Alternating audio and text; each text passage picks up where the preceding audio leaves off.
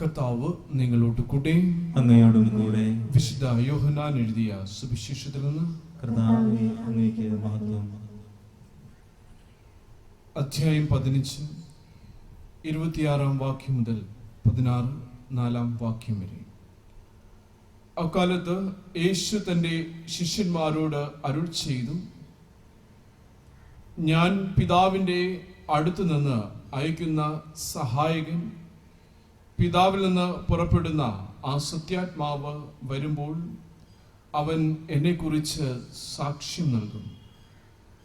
ആരംഭം മുതൽ എന്നോട് കൂടെ ഉള്ളവരായതുകൊണ്ട് നിങ്ങളും സാക്ഷ്യം നൽകും. നിങ്ങൾക്ക് ഇടർച്ചയുണ്ടാകാതിരിക്കേണ്ടതിനാണ് ഞാൻ ഇതെല്ലാം നിങ്ങളോട് പറഞ്ഞത്. അവർ നിങ്ങളെ സിനഗോഗുകളിൽ നിന്ന് പുറത്താക്കും. നിങ്ങളെ കൊല്ലുന്ന ഏവനും താൻ ദൈവത്തിന് ബലിയർപ്പിക്കുന്നു എന്ന് കരുതുന്ന സമയം വരുന്നു. അവർ പിതാവിനെയോ എന്നെയോ അറിഞ്ഞിട്ടില്ലാത്തത് കൊണ്ട് ഇത് ചെയ്യും. അവരുടെ സമയം വരുമ്പോൾ ഇത് ഞാൻ പറഞ്ഞിരുന്നു എന്ന് നിങ്ങൾ ഓർമ്മിക്കുവാൻ വേണ്ടി ഞാൻ ഇത് നിങ്ങളോട് പറഞ്ഞിരിക്കുന്നു. ദൈവ വചനമാണ് നാം കേട്ടത്. ക്രിസ്തുവേ, അങ്ങേക്ക് സ്തുതി. സുവിശേഷ വചന പാപങ്ങൾ നീക്കം ചെയ്യുമാറാകട്ടെ. ആമേൻ.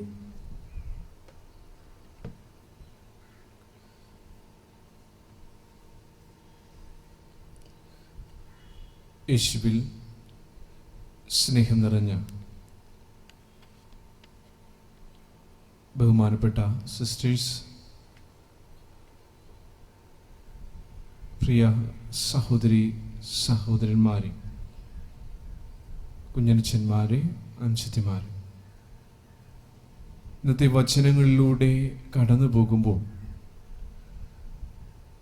കർത്താവിൻ്റെ ആത്മാവ് എങ്ങനെയാണ് നമ്മുടെ ഓരോരുത്തരുടെയും ജീവിതത്തിൽ പ്രവർത്തിക്കുക എന്ന് നമ്മെ വ്യക്തമായി മനസ്സിലാക്കി തരുന്ന വചന ഭാഗങ്ങളാണ്.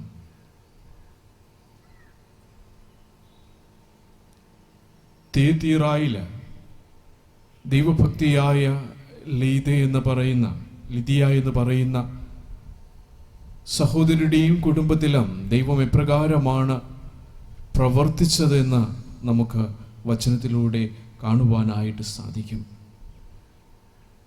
വചനം ഇപ്രകാരം നമ്മെ ഓർമ്മപ്പെടുത്തുന്നു. പൗലോസ് പറഞ്ഞ കാര്യങ്ങൾ സ്വീകരിക്കുവാൻ കർത്താവ് അവളുടെ ഹൃദയം തുറന്നു. കുടുംബസമേതം ജ്ഞാനസ്നാനം സ്വീകരിച്ച അവൾ ഞങ്ങളോട് പറഞ്ഞു, കർത്താവിൽ വിശ്വസിക്കുന്നവളായി എന്നെ നിങ്ങൾ ഗണിക്കുന്നെങ്കിൽ ഇന്നെൻ്റെ ഭവനത്തിൽ വന്ന് താമസിക്കുക. ദൈവവചനത്തിലെ ഏറ്റവും മനോഹരമായ ഭാഗമാണ്. വചനത്തിലൂടെ കടന്നു പോകുമ്പോൾ നമ്മൾ പലപ്പോഴും കണ്ടിട്ടുള്ളതാണ്, ക്രിസ്തുനാഥന്റെ സാന്നിധ്യം അനേകരെ അത്ഭുതത്തിലേക്ക്, രോഗശാന്തിയിലേക്ക്, മാനസാന്തരത്തിലേക്ക് നയിക്കുന്നതായിട്ട്. സഖ്യവോസ് തന്റെ ഭവനത്തിലായിരിക്കുവാൻ ക്രിസ്തുവിനോട് ആവശ്യപ്പെടുന്നു. ക്രിസ്തു ഭവനത്തിലേക്ക് കടന്നു ചെല്ലുന്നു. അവൻ്റെ കുടുംബത്തിൽ മാനസാന്തരം സംഭവിക്കുകയാണ്. അവൻ്റെയും അവൻ്റെ കുടുംബത്തിലും മാനസാന്തരം സംഭവിക്കുകയാണ്. ദൈവത്തിൻ്റെ വചനം എവിടെയൊക്കെ കടന്നു വരുന്നു അവിടെയെല്ലാം വലിയ മാനസാന്തരങ്ങൾ സംഭവിക്കുമെന്നാണ് അപ്പോസ്തലന്മാരുടെ നടപടി പുസ്തകത്തിൽ തീത്തിയറായിൽ നടക്കുന്ന ഈ സംഭവം നമ്മെ ഓരോരുത്തരെയും ഓർമ്മപ്പെടുത്തുക. പ്രിയമുള്ളവരെ, ദൈവത്തിൻ്റെ വചനം കേൾക്കുവാനായിട്ട് നമ്മൾ ഒരുങ്ങിയിരിക്കുന്ന സന്ദർഭമാണ്. ഈ വചനങ്ങളിലൂടെ കടന്നുപോയി നമ്മുടെ വിശ്വാസത്തെ ശക്തിപ്പെടുത്തുവാനായിട്ട് നമുക്ക് സാധിക്കണം. സുവിശേഷത്തിലേക്ക് കടന്നു വരുമ്പോൾ നാം ധ്യാനിക്കുന്ന മനോഹരമായ ചിന്തയാണ് സത്യാത്മാവിൻ്റെ കടന്നുവരവിനെ കുറിച്ച്.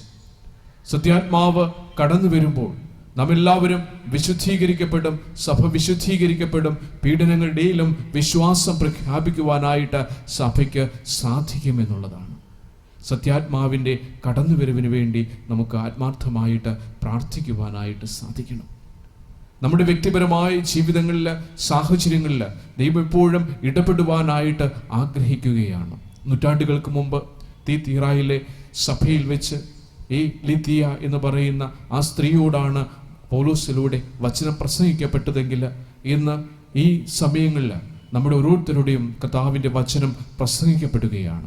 ആ വചനങ്ങൾ ഒരുങ്ങണം. ആ വചനങ്ങൾ കേട്ടുകൊണ്ട് ഒരുങ്ങിക്കൊണ്ട് നമ്മുടെ ഓരോരുത്തരുടെയും ജീവിതങ്ങളെ, കുടുംബങ്ങളെ വിശുദ്ധീകരിക്കുവാനായിട്ട് സാധിക്കണം. പരിശുദ്ധാത്മാവിൻ്റെ ആഗമനത്തിന് വേണ്ടി പ്രത്യേകമായിട്ട് നമുക്ക് ഒരുങ്ങുവാനായിട്ട് സാധിക്കണം. പെന്തക്കോസ്ത് മഹോത്സവത്തിന് വേണ്ടി ഒരുങ്ങുന്ന ഈ ഒരു കാലഘട്ടത്തിൽ പ്രത്യേകമായ പരിശുദ്ധാത്മാവ് നമ്മുടെ ഓരോരുത്തരുടെയും ജീവിതങ്ങളിൽ, കുടുംബങ്ങളിൽ കടന്നു വരുവാനുള്ള കൃപയ്ക്കായി പ്രാർത്ഥിച്ചുകൊണ്ട് കർത്താവിൻ്റെ ബലിയിൽ നമുക്ക് ഭക്തിപൂർവ്വം പങ്കുചേരാം.